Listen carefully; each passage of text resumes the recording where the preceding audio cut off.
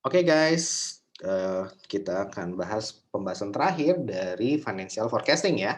Nah oke, kalau tadi sudah kita bahas tentang strategic planning udah, yaitu, apa namanya, yang mencakup short term sama long term gitu ya.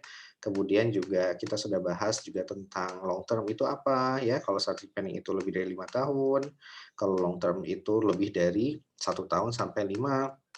Nah, yang short term itu juga kurang dari satu ya.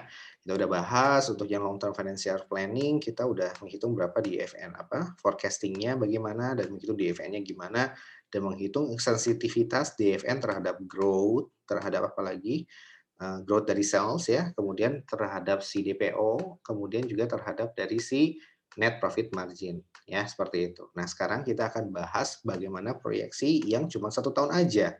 Ya, nah dari sini ya kita udah tahu bahwasannya kalau untuk short term financial planning itu kurang dari 1 tahun atau 1 tahun ya.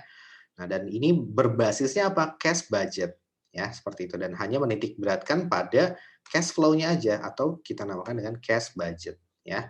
Sehingga proyek fokus forecasting kita hanya 1 tahun ke depan per bulan, 0, 1, sampai 12 dan dia adalah apa? Dan dia adalah untuk mengetahui tentang cash-nya berapa, gitu ya.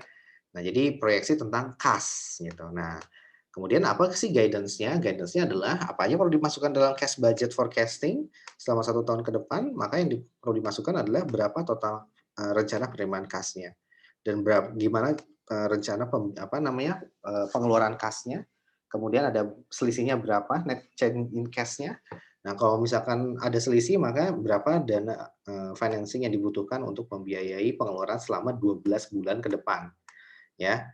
Nah ini financing needed. Nah untuk apa kita bikin cash budget? Cash budget itu dibikin karena apa? Untuk memprediksi jumlah dan timing dari future financing requirements. Artinya apa? Kita butuh jumlah forecasting dari kas yang akan kita terima atau kita keluarkan selama 12 bulan ke depan, ya. Nah, setelah itu itu untuk mengontrol bagaimana operasional perusahaan selama 12 bulan ke depan, ya, seperti itu. Apakah sudah sesuai dengan cash budget-nya atau tidak? Nah, itu adalah tujuan, utamanya ya. Nah, oke sekarang kita akan bahas bagaimana sih cara membuat cash budget ya. Nah, ini sebetulnya ribet sih dan ini sebenarnya cash flow statement aja, bagaimana cara cara kita membuat cash flow statement. Nah ya, nah kita harus memasukkan asumsinya dulu. Jadi setelah kita menyusun long term financial plan ya, tahun depan misalkan akan naik 20%. Maka 20% ini kita breakdown ke per bulan ya, ke bulan pertama, kedua, sampai ke bulan ke-12 gitu ya. Nah, dari sini kebetulan bulan pertamanya adalah Oktober, akhirnya adalah Agustus ya. Nah, maka kita forecasting gitu. Nah, kita forecasting berarti ini akumulasinya berapa? 500.000 misalkan tadi ya. Nah, 500.000 itu di-breakdown, bulan pertama berapa, kedua nanti totalnya adalah 500.000 gitu ya. Nah, ini semuanya. Jadi 55, 62 dan seterusnya sampai tahun depan apa bulan ke-12 adalah 75.000. Nah, dari sini kita akan memprediksi ya berapa purchase-nya. Nah, ini kalau di Tillman ini memang ada lag ya 75% dari sales di dalam 2 bulan. Artinya loncat nih. Loncat ke sini gitu ya. Nah, dari sini berarti ini muncul purchase di sini. Nah, terus dia dari mana ini? Dari yang 75 karena loncat 2 bulan juga. Yang 66 dapat dari mana? Ini dapat dari yang 88 ya, 75% kali 88 sama dengan 66 atau 75% dikali dengan 75.000 sama dengan 5250. Nah, ini sudah saya buktikan ya. Nah, oke. Nah, ini semua adalah asumsi yang dibikin oleh perusahaan, tergantung dari soalnya kalau di ujian atau tergantung dari ya apa yang dibutuhkan oleh perusahaan.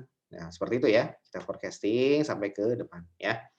Nah, bisa juga ini kalau detail plan memang seperti ini ya, tapi bisa juga kita dari awal udah ada apa namanya, purchase-nya misalkan dari sini gitu ya. Selama 12 bulan itu selalu ada purchase tiap bulan, bisa seperti itu ya. Nah, oke, nah dari situ kita akan memprediksi berapa kas yang diterima. Nah, ini juga sama ya, kita merupakan apa, forecasting juga, artinya ini judgement juga ya, dan bisa bebas. Kalau di sini kan per bulan Januari ya, kalau bisa kita buat per bulan November. Nah, terbebas, intinya tergantung dari kebutuhan perusahaan. Nah, dari sini ternyata, cash receipt-nya itu adalah dari, first month after sale. Nah, berarti ini kan Januari ya posisinya. Ya, berarti first month after sale 30%. Nah, berarti 30% dari sales yang pertama, yang ini Desember. Berarti 30 kali 150.000 sama dengan 15 ya. Yang kemudian kedua second month after sale berarti tarik mundur ke belakang berarti yang ini. Ini dikali dengan 50% sama dengan 31.000. Nah, yang terakhir third month after sale maka ini 20% dikali dengan 55.000 sama dengan 11.000. Hasilnya adalah sekian ya. Ini adalah total cash receipt-nya ya. Dari apa ini? Dari penjualan. Ingat ya kalau cash receipt itu dari penjualan. Berarti ini ada penjualan secara kredit ya.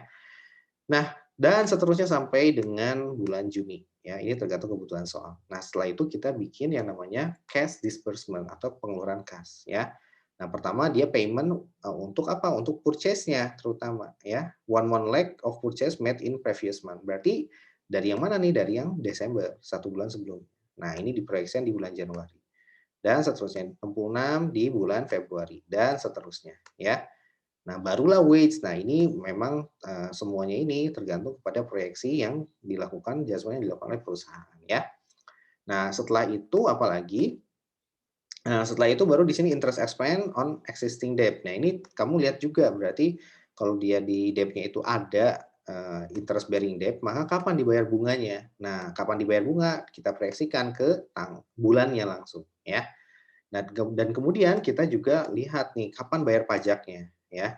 Nah, ini juga kita hitung, ya, forecasting-nya juga. Nah, ini tergantung adjustment.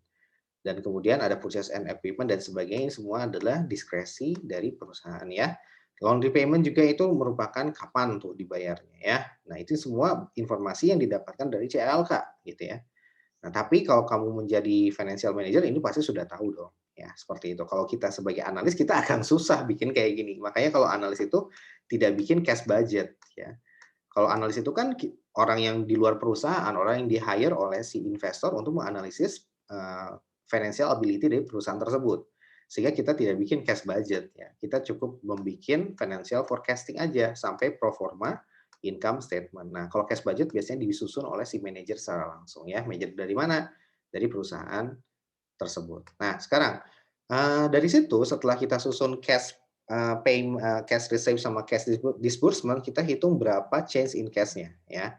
Ya udah tinggal dikurangin aja total cash receipt dikurang dengan, cash disbursement ya, sama dengan berapa. Oh ternyata besar pasak daripada Tihang ya, berarti minus nih 7.250.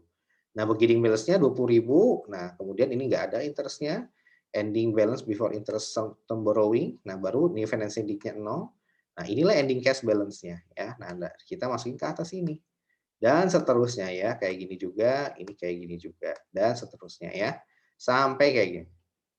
Nah, jadilah dapat nanti ending cash balance-nya. Nah, seperti ini ya. Nah, kayak gitu.